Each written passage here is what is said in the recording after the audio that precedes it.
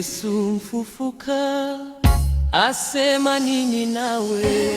Usijite mwenye dhambi, dhambi zote nimeosha kabisa milele.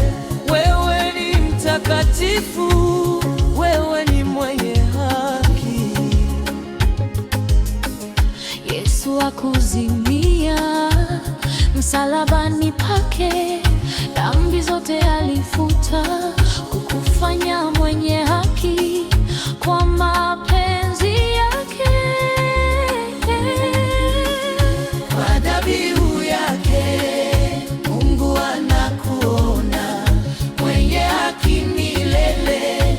Mungu akikuita mwenye haki wewe, basi wewe ni mwenye haki kweli. Amini Yesu alifanya yote, baraka zifurike maishani nawe.